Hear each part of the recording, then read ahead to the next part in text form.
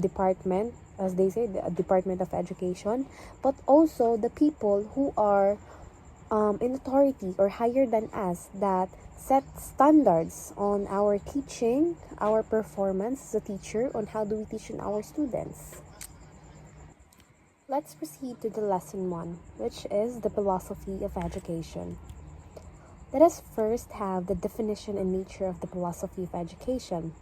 Philosophy literally means love of wisdom, as we all know ever since we are in high school. It is an attempt to arrive at a rational conception of the reality as a whole.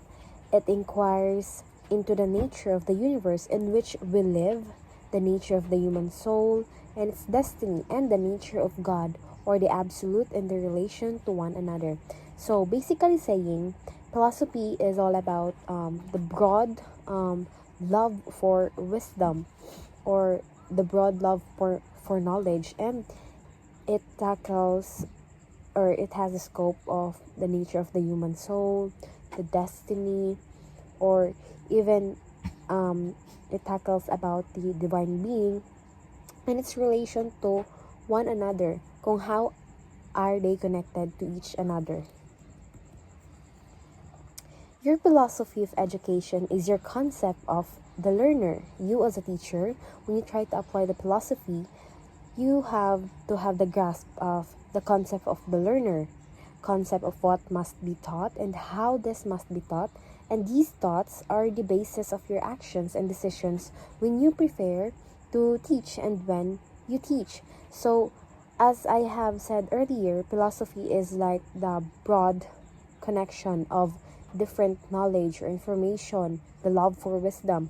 So when you try to apply it in education, you as an educator, future educator, or a teacher, what you are going to do, or philosophy is being manifested in a way that you try to have the grasp, the concept of the learner, concept of what must be taught and how it should be taught. Since you are the teacher, you will be the one who will be teaching, and you will be the one to know how it should be teach or taught to the students. Next is, what is philosophy? Philosophy, or the word philosophy, comes from the ancient Greek philosophia, which literally means love of wisdom, and we already know that since we were in high school. It is the study of the fundamental nature of knowledge, gaya ng sinabi ko kanina. It tackles about the various aspect or the important nature of knowledge, the reality. It is not just based on what we think is true, but the true or the reality, and also the existence. Especially it tackles about the human, and we all know that we already exist, especially when considered as an academic discipline. Philosophy is somehow related or associated with academic discipline because in academic, we have the students, we have the teacher, we have the administrator, the colleagues, the parents, all in all, and they are all considered as human. We have our own thinking, our cognition or metacognition whatsoever, and that is why it touches the philosophy, or philosophy can be applied in education. And then, it is also the study of general and fundamental problems, such as those connected with reality, existence, knowledge, values, reason, mind, and language.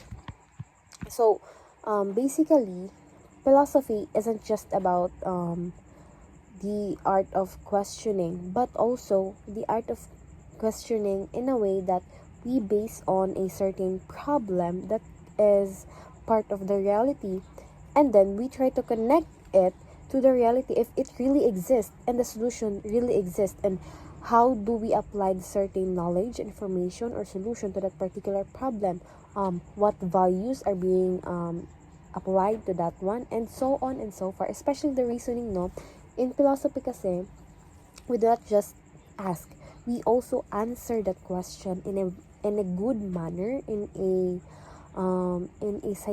not just scientific, but in a philosophical manner, or we give a philosophical reasons to that one.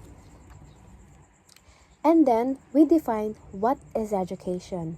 Education is the process of receiving, means nakakatanggap ka, or giving. Sa receiving, di ba, ang student ang makaka-receive ng, usually, or most of the time, si student talaga ang makaka-receive ng systematic instruction, and then the teacher will be the one to give systematic instruction, especially at a school or university. However, the receiving and giving of a systematic instruction can be done in a different way. It can be the teacher that will receive the systematic instruction, or the student will give the systematic instruction. Depends on the activity or academic activity on that particular learning environment. Education is defined as the process of gaining knowledge.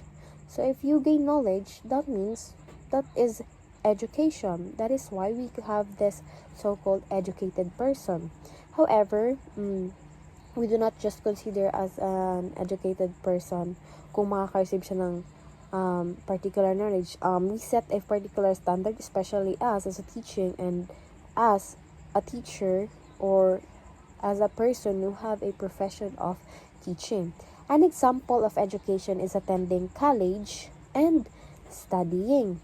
Yeah, so we are already in college, and by studying, we got to gain knowledge, and that is an example of education. We go to school, we learn, our instructor teach or give us a particular topic to discuss or topics to report, and that is an example of giving systematic instruction. They give us a systematic instruction, and then we receive those systematic instruction, and then we discuss that to our class, which can also be giving of systematic instruction, especially during our activities or energizer. Nakabantay mo ana? Yeah, I guess we all have observed that one. Next is, education is also the process of facilitating learning. Mao na to siyang, ito na po yung sinasabi na facilitating, process of facilitating learning, because teachers are also a facilitators, especially on our curriculum na we are already on a learner-centered curriculum, or the acquisition of knowledge, acquiring of knowledge, ganyan sabi ko, and not just the knowledge but also the skills, the values, the beliefs and habits. So here in our education, we do not just teach the children, or we do not just acquire knowledge, but also a particular skills that can be applied in a real world scenario. Also the values, because how will you apply those particular knowledge or skills if you do not have enough value or particular value that you can be used in order for you to utilize those knowledge or skills in a good way and in a helpful way for you as a human. And also the beliefs and the habits. That is why we have this so-called inclusive classroom, because we shared a somehow same belief rather, and some they have a different belief, and we get to know and understand and accept those beliefs. That is why we get to create an inclusive classroom or learning environment for the learners. Educational methods include teaching, training, storytelling, discussion, and directed research. So here in educational methods, we do not just teach, we do not just give instruction, we do not just give, or we do not just share knowledge to the kids, but we also train. After sharing, we got to hone those students, especially as a future educator. We got to storytell. Kabantay mo sa atong ubang teachers na storytelling sila, and that way we got to have a grasp of particular topic na mas naiintindihan na natin siya. Discussion, which is mostly ginagawa ng mga teacher, especially nung hindi pa learner-centered ang ating curriculum, or hindi pa learner-centered ang atake ng mga schools. And directed research, or paggawa ng mga research ng mga estudyante, but also have the direction of the teacher and also the guidance of the teacher. And I guess that would be all for my topic, which is the definition and nature of the education, the philosophy in education. Thank you.